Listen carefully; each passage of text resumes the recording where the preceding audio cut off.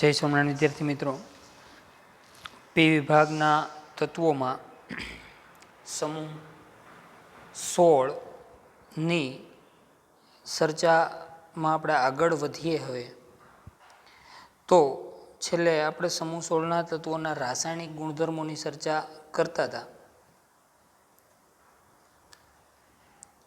તેમાં સમૂહ 16ના તત્વોના હાઇડ્રોજન સાથેના સંયોજનોની પણ વાત કરી આપણે.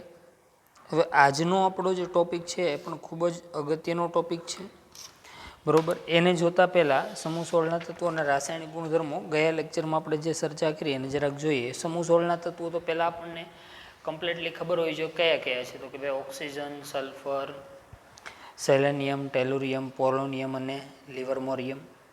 એમાં પોલોનિયમ અને લિવરમોરિયમ કેવા છે? રેડિયો એક્ટિવ છે, એટલે કે રેડિયો સક્રિય તત્વો છે. બધાની રાસાયણિક ગુણધર્મોમાં સૌથી પહેલાં તો તત્વોની ઓક્સિડેશન અવસ્થાની વાત કરીએ તો બધા જ તત્વો છે એની ઓક્સિડેશન અવસ્થા મોટાભાગે +2 અને +4 જોવા મળે છે.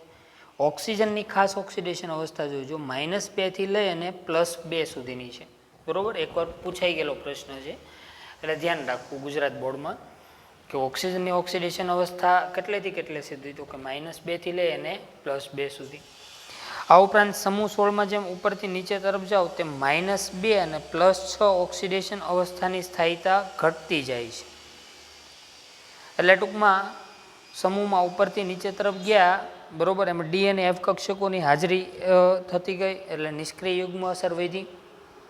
તેના કારણે -2 અને +6 ઓક્સિડેશન અવસ્થાઓ જોવા મળતી નથી, બરાબર. પોલોનિયમ ક્યારેક જ -2 ઓક્સિડેશન અવસ્થા ધરાવે છે. ઓક્સિજન ફ્લોરિન સાથે સંયોજાય અને કઈ ઓક્સિડેશન અવસ્થા દર્શાવે? ધન, કારણ કે ફ્લોરિનની વિદ્યુત ઋણતા વધારે છે. એટલા માટે ઓક્સિજન ફ્લોરિન સાથે પ્લસ ઓક્સિડેશન અવસ્થા દર્શાવે. એના બે ઉદાહરણ OF2 અને O2F2 લીધું. ત્યારબાદ સલ્ફર, સેલેનિયમ અને ટેલુરિયમ સામાન્ય રીતે ઓક્સિજન સાથે જોડાય તત્વો અને કઈ ઓક્સિડેશન અવસ્થા દર્શાવે? તો કે +4. અને સલ્ફર, સેલેનિયમ અને ટેલુરિયમ, બરોબર, ફ્લોરિન સાથે જોડાય અને +6 ઓક્સિડેશન અવસ્થા દર્શાવે છે. ત્યારબાદ સમૂહ 16ના તત્વો +4 અને +6 ઓક્સિડેશન અવસ્થાવાળા સંયોજનો મોટાભાગે કયા બંધથી જોડાયેલા હોય? સહસંયોજક બંધથી. ઓકે. ત્યારબાદ સૌથી પહેલું સમૂહ 16ના તત્વોના હાઇડ્રોજન સાથેના સંયોજનોની વાત કરીએ આપણે. તો સમૂહ 16ના તત્વો હાઇડ્રોજન સાથે કેવા સંયોજનો બનાવે છે? તો કે ભાઈ હાઇડ્રોજન સાથે તેના સંયોજનો છે, બરોબર, તે H2E પ્રકારના હાઇડ્રાઇડ બનાવે છે. જ્યાં E એટલે કોણ? તો કે સમૂહ 16ના તત્વો, બરોબર. H2O થી H2Te તરફ જતા એસિડિક લક્ષણમાં શું થાય છે? વધારો થાય છે. અને હાઇડ્રાઇડ સંયોજનની એસિડિકતાનો ક્રમ આપણને દર્શાવ્યો H2O થી H2S, પછી H2Se અને H2Te. H2O થી H2Te તરફ જતા બંધ વિયોજન એન્થાલ્પી ઘટે છે, એટલે કે બંધ લંબાઈમાં વધારો થતો હોય તો જ બંધ વિયોજન એન્થાલ્પી એટલે શું? તો કે બંધ તોડવા માટે જરૂરી ઉર્જા. તો બંધ વિયોજન એન્થાલ્પી ઘટતી જાય છે, તેથી ઉષ્મીય સ્થાયીતા પણ ઘટતી જતી હોય છે.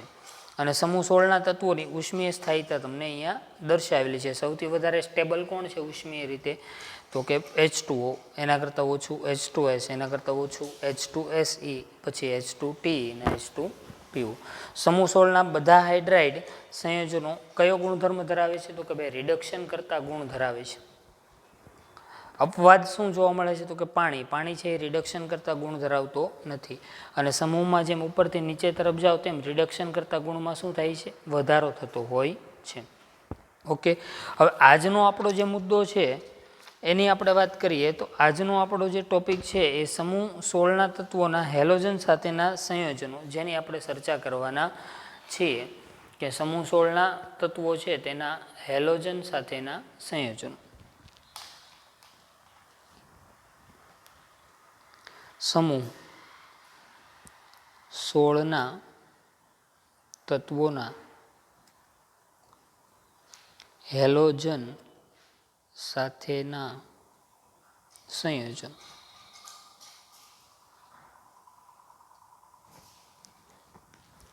સમૂહ 16ના તત્વો હેલોજન તત્વો સાથે જોડાય અને કેવા પ્રકારના હેલાઇડ સંયોજનો બનાવે છે, બરોબર. તો એની વાત કરીએ તો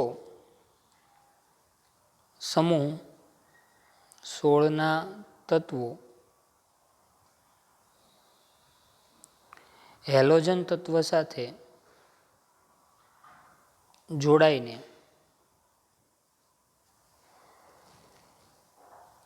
EX6 એટલે કે હેક્ઝાહેલાઇડ, EX4 એટલે કે ટેટ્રાહેલાઇડ અને EX2 એટલે કે ડાયહેલાઇડ સંયોજનો બનાવે છે. જ્યાં E શું છે તો કે ચાલ્કોજન એટલે સમૂહ 16, E એટલે સમૂહ 16નું તત્વ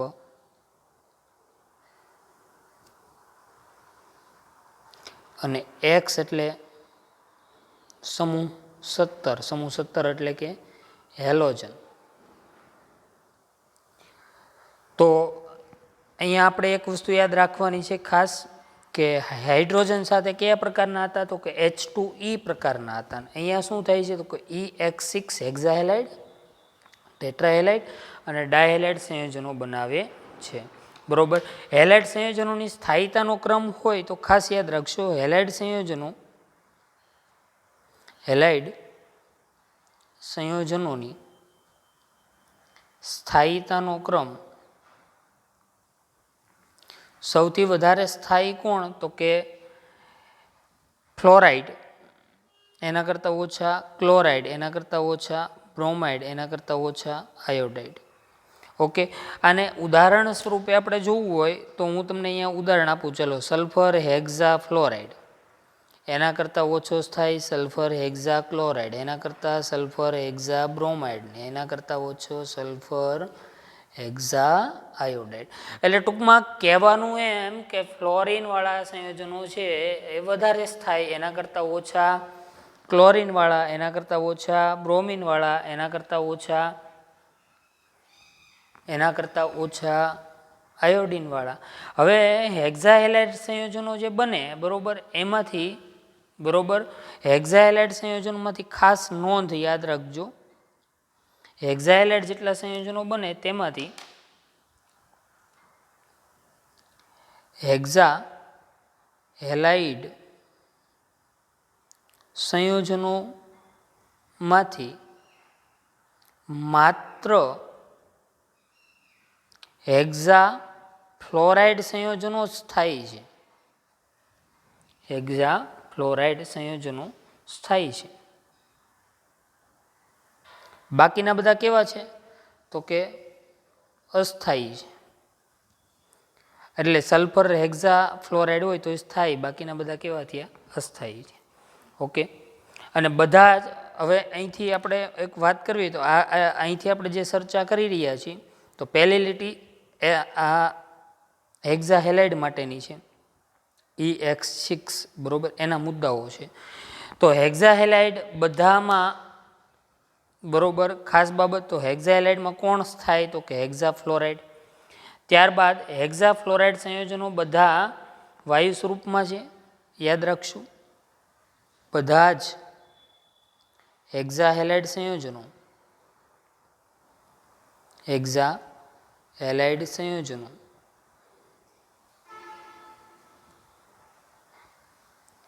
વાયુ સ્વરૂપમાં છે. બધા હેક્ઝાહેલાઇડ કમ્પાઉન્ડ છે તે ગેસ ફોર્મમાં છે. ત્યારબાદ બધા છે એ કયું બંધારણ ધરાવે છે? અષ્ટફલકીય બંધારણ ધરાવે છે. બધા જ હેક્ઝાહેલાઇડ સંયોજનો અષ્ટફલકીય બંધારણ ધરાવે છે. ઓક્ટાહેડ્રલ શેપ છે. ઓકે. એને આપણે સારી રીતે સમજીએ. ચાલો, તો સૌથી પહેલાં તો એક ઉદાહરણ દઈએ, SF6. ચલો, એમાં સંકરણ કયું થાય તો આપણે ગણતા શીખેલા, સંયોજકતા ઇલેક્ટ્રોન ગણો જોઈએ તો કે ભાઈ ફ્લોરિનની બાહ્યતમ કક્ષામાં ફ્લોરિનની બાહ્યતમ કક્ષામાં કેટલા ઇલેક્ટ્રોન હોય? 7 ઇલેક્ટ્રોન હોય બરોબર. તો 6 ફ્લોરિનની બાહ્યતમ કક્ષાના ગણો તો 7 છ 42 અને સલ્ફરની બાહ્યતમ કક્ષામાં 6 એટલે 48 થયા ટોટલ. 48 ભાગ્યા 8 કરો એટલે કેટલા આવ્યા તો કે 6. બરોબર. તો 6 આવે તો કયું સંકરણ તો કે sp3d2 સંકરણ થયું. હવે આપણને ખબર છે sp3d2 સંકરણ હોય તો શેપ કેવો થાય તો કે અષ્ટફલકીય થાય. અને અષ્ટફલકીય આકાર કેવો હોય એને આપણે 11મા ધોરણમાં રાસાયણિક બંધનમાં ભણ્યા, એ છતાં હું તમને એકવાર અહીંયા રિમાઇન્ડ કરાવી દઉં.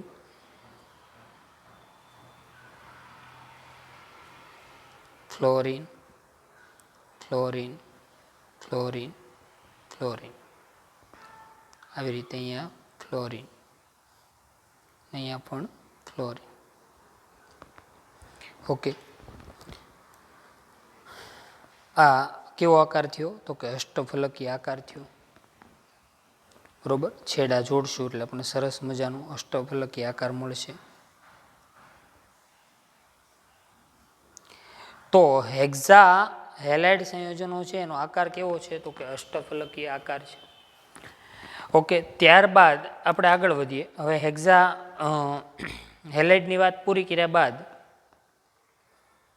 હવે ટેટ્રા હેલાઇડ સંયોજનોની ચર્ચા કરીએ. ટેટ્રા હેલાઇડ સંયોજનો. બરોબર. ટેટ્રા હેલાઇડ સંયોજનોને કઈ સંજ્ઞા વડે દર્શાવ્યા હતા આપણે? EX4. EX4. તો EX4 છે ટેટ્રા હેલાઇડ છે. બરોબર. એમાં અલગ અલગ બાબતો આપણને જોવા મળે છે. બરોબર. ખાસ ધ્યાન રાખશું અહીંયા સલ્ફર ટેટ્રાફ્લોરાઇડ છે એ વાયુ સ્વરૂપમાં છે. બરોબર. પછી સેલેનિયમ ટેટ્રાફ્લોરાઇડ છે તો એ પ્રવાહી સ્વરૂપમાં છે. ટેલુરિયમ ટેટ્રાફ્લોરાઇડ છે તો એ કેવા સ્વરૂપમાં છે તો કે ભાઈ ટેલુરિયમ ટેટ્રાફ્લોરાઇડ છે તો એ ઘન સ્વરૂપમાં છે. તો અહીંયા હેક્ઝા કરતાં ટેટ્રામાં ડિફરન્ટ શું છે તો કે હેક્ઝામાં બધા વાયુ સ્વરૂપમાં હતા, જ્યારે ટેટ્રામાં બધા કેવા છે અલગ અલગ ભૌતિક સ્થિતિમાં જોવા મળે છે, ઘન, પ્રવાહી અને વાયુ. હવે અહીંયા ખાસ બાબત એ કે આ જે ટેટ્રાફ્લોરાઇડ સંયોજનો છે એમાં સંકરણ કયું થાય અને આકાર કયો થાય તેની આપણે ચર્ચા કરીએ. બરોબર. તો સૌથી પહેલાં તો અહીંયા સંકરણ આપણે જોવું પડશે. સંકરણ જોઈએ તો સલ્ફર ફ્લોરિનની બાહ્યતમ કક્ષામાં કેટલા ઇલેક્ટ્રોન છે તો કે 7. 7 ચોક 28 ને સલ્ફરની બાહ્યતમ કક્ષામાં 6. 28 ને 6 કેટલા થયા તો કે ભાઈ 34 થયા. તો આપણે એને ભાંગીએ તો અહીંયા 32 વત્તા 2 એટલે 8 ચોક 32 ને 2 ભાગ્યા 2 એટલે 1. તો અહીંયા કેટલા આવ્યા તો કે 4 વત્તા 1 એટલે કેટલા આવ્યા તો કે 5. 5 આવે તો કયું સંકરણ થાય તો કે sp3d. હવે sp3d સંકરણ હોય તો આકાર કેવો થવો જોઈએ? ત્રિકોણીય દ્વિપિરામિડલ થવો જોઈએ. ત્રિકોણીય દ્વિપિરામિડલ આકાર થવો જોઈએ. પરંતુ અહીંયા ટેટ્રાફ્લોરાઇડ સંયોજનો છે એનો આકાર છે સીસો આકાર થતો આપણને જોવા મળે છે. બરોબર. શા માટે એની આપણે વિગતે ચર્ચા કરીએ. ચલો, સલ્ફર ટેટ્રાફ્લોરાઇડ આકાર અને સંકરણ જણાવો. આવું આપણને કહે સલ્ફર ટેટ્રાફ્લોરાઇડનો આકાર અને સંકરણ જણાવો. તો સલ્ફર ટેટ્રાફ્લોરાઇડના પહેલાં તો સલ્ફરની બાહ્યતમ કક્ષામાં કેટલા ઇલેક્ટ્રોન છે? ટોટલ 6. એમાંથી 2 ઇલેક્ટ્રોન અહીંયા આમ દર્શાવું, બાકીના 4 અહીંયા હું દર્શાવું. ચલો, દરેક સાથે કોણ જોડાય છે તો કે ફ્લોરિન. આપણને ખબર છે ફ્લોરિનની બાહ્યતમ કક્ષામાં કેટલા ઇલેક્ટ્રોન હોય તો કે 7. દરેક ફ્લોરિન એક ઇલેક્ટ્રોનની શું કરશે? ભાગીદારી કરશે તો કે હા. અને 4 બંધ બનાવશે. અહીંયા ચોકડી વડે દર્શાવેલા છે એ કોના ઇલેક્ટ્રોન છે તો કે ફ્લોરિનના છે.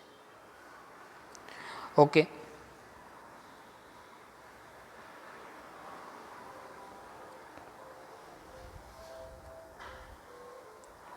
સલ્ફર પાસે એક શું રહી છે તો કે એક અબંધકારક ઇલેક્ટ્રોન યુગ્મ પ્રેઝન્ટ છે. એટલે આપણે આવી રીતે દર્શાવીએ. આ 4 બંધથી જોડાઈ ગયા. બરોબર. હવે અહીંયા એક શું રહી છે, લોન પેર ઇલેક્ટ્રોન રહી છે, એટલે કે અબંધકારક, અને તેના કારણે લોન પેર ઇલેક્ટ્રોનની હાજરીને કારણે આ બે બંધકારક ઇલેક્ટ્રોન યુગ્મ છે એ કઈ સિદ્ધાંત, તો કે VSEPR સિદ્ધાંત આપણે 11મા ધોરણમાં ભણી ગયા. તેના લીધે અહીંયા અપાકર્ષણ અનુભવે બંધકારક અને અબંધકારક ઇલેક્ટ્રોન યુગ્મ વચ્ચે, અને તેનો આકાર છે આખો ચેન્જ થઈ જાય અને આવો આકાર થાય છે.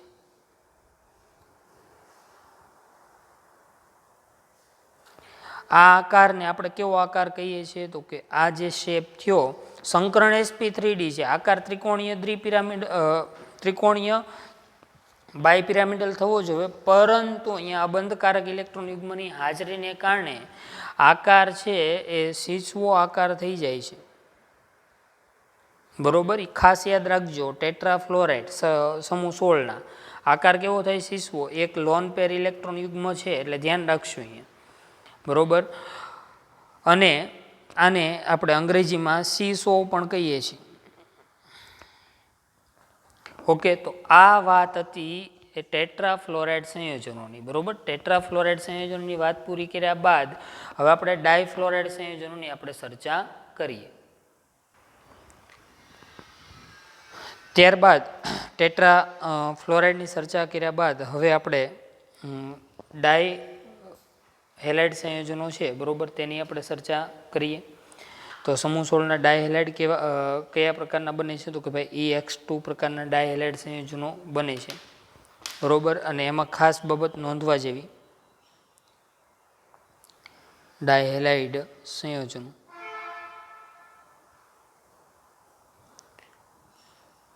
કે ઓક્સિજન સિવાયના બધા તત્વો ડાયહેલાઇડ સંયોજનો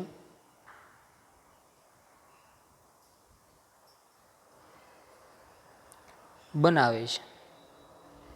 તો કોણ ડાયહેલાઇડ બનાવતું નથી? ઓક્સિજનના ડાયહેલાઇડ જોવા મળતા નથી. રેર કેસમાં જોવા મળે છે ઓક્સિજનના. કયા જોવા મળે છે?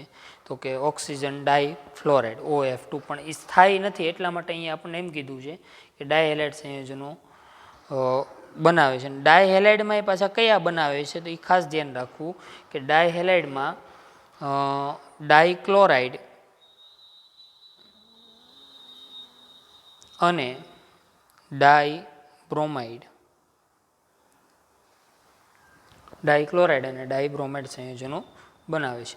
ઓકે, તો ઓક્સિજન સિવાયના બાકીના તત્વો ડાયહેલાઇડમાં કયા બનાવે, તો કે ડાયક્લોરાઇડ અને ડાયબ્રોમાઇડ સંયોજનો બનાવે છે. ઉદાહરણ તરીકે SF2 sulphur ડાયફ્લોરાઇડ, sulphur ડાયક્લોરાઇડ, sulphur ડાયબ્રોમાઇડ.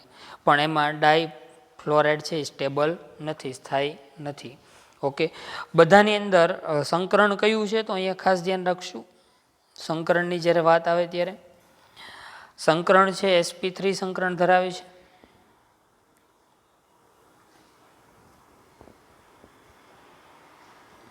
sp3 સંકરણ ધરાવે છે. હવે sp3 સંકરણ ધરાવતા હોય તો આકાર કેવો હોય, તો કે ભાઈ સમચતુષ્ફલકી આકાર હોય. બરોબર, આ બાબત પણ અગત્યની છે. બરોબર, બંધારણ કેવું થશે એનું અહીંયા જુઓ. બંધારણ સમચતુષ્ફલકીય. તમને એમ પૂછ્યું કે ટેટ્રાફ્લોરાઇડનું બંધારણ કેવું થાય, તો કે સંકરણ કયું છે, તો કે sp3d. તો એનું બંધારણ ત્રિકોણીય દ્વિપિરામિડલ થાય, પણ આકાર કેવો થાય, સિંચવો થાય. એમ અહીંયા બંધારણ સમચતુષ્ફલકીય થાય, પણ આકાર પાણીની જેમ. બરોબર, બે અબંધકારક ઇલેક્ટ્રોન યુગ્મની હાજરીના કારણે આકાર કેવો થશે, વળેલો. બરોબર, ખાસ ધ્યાન રાખશું, વળેલો આકાર થશે. પાઠ્યપુસ્તકમાં ઉલ્લેખ નથી, પરંતુ આ બાબત ખૂબ જ અગત્યની છે. બરોબર, કે ડાયહેલાઇડ છે તેનો આકાર કેવો છે, વળેલો આકાર. નોંધ કરી અને તમે લખી શકો.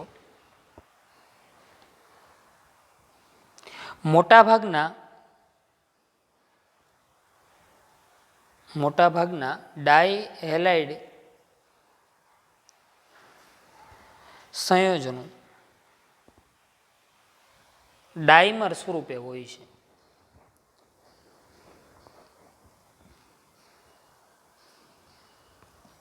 ડાયમર એટલે શું? તો કે દ્વિઅણુ.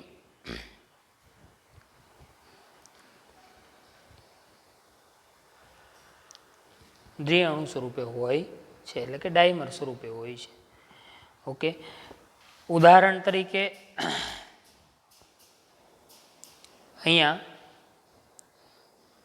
H2F2, sulphur fluoride, sulphur chloride, sulphur bromide, selenium bromide, અને આ ડાયમર અણુઓ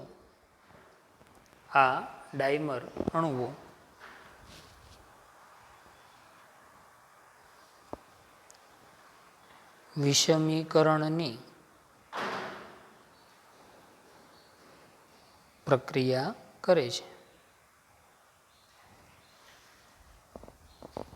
બરોબર, ઉદાહરણ તરીકે જો સેલેનિયમ ક્લોરાઇડ છે, બરોબર, તો એના 2 મોલ લઈએ તો વિષમીકરણ થઈને સેલેનિયમ ટેટ્રાક્લોરાઇડ બની જાય, બરોબર ને. 3 સેલેનિયમ શું થાય? મુક્ત થઈ જાય. તો અહીંયા સેલેનિયમનો ઓક્સિડેશન સ્ટેટ +1 હતો, તો અહીંયા કેટલો થઈ ગયો? +4. અહીંયા કેટલો થઈ ગયો? 0. તો ટૂંકમાં ડાય હેલાઇડ મોનોમર છે, બરોબર, એ દ્વિઅણુ સ્વરૂપે હોય અને દરેક કઈ પ્રક્રિયા આપે છે? વિષમીકરણની પ્રક્રિયા આપે. ZEE નીટમાં પૂછી શકાય, ધ્યાન રાખવું, બરોબર. ખૂબ જ અગત્યની બાબત છે. તો આજના લેક્ચરમાં આપણે શેની વાત કરી? તો કે સમૂહ 16ના તત્વો અને હેલોજન સાથેની પ્રક્રિયાની આપણે ચર્ચા કરી. વધુ આપણે વિગતે આવતા ક્લાસમાં પછી ચર્ચા કરશું.